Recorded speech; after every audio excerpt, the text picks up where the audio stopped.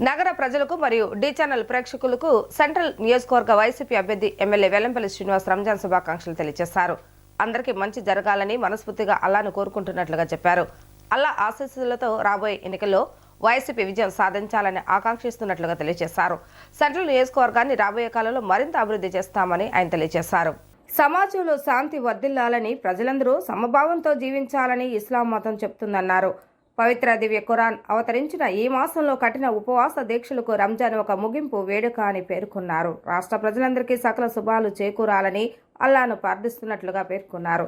సమాజంలో అట్టడుగు వర్గాల అభ్యున్నతికి ప్రభుత్వం తోడుగా నిలుస్తుందని, ఆ భగవంతుని ఆశీస్సులతో జగన్మోహన్ రెడ్డి రానున్న ఎన్నికల్లో అఖండ మెజారిటీతో తిరిగి అధికారాన్ని చేపట్టాలని ఆకాంక్షించారు. ప్రజలందరికీ రంజాన్ శుభాకాంక్షలు తెలుపుతున్నట్లుగా వారి సందర్భంగా వివరించారు. డి ఛానల్ ప్రేక్షకులకు మరియు విజయవాడ సెంట్రల్ నియోజకవర్గ ప్రజలందరికీ కూడా ఉగాది శుభాకాంక్షలు.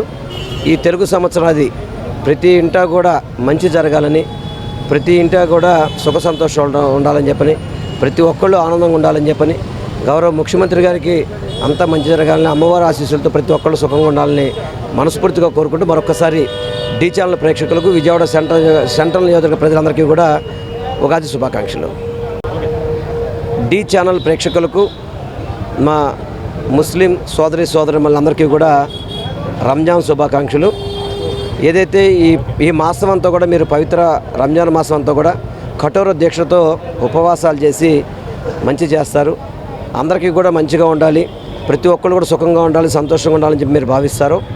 అదేవిధంగా అల్లా ఆశీస్సులు కూడా అందరికీ ఉండాలని మనస్ఫూర్తిగా కోరుకుంటూ డి ఛానల్ ప్రేక్షకులకు, అదేవిధంగా మా ముస్లిం మైనారిటీ సోదరి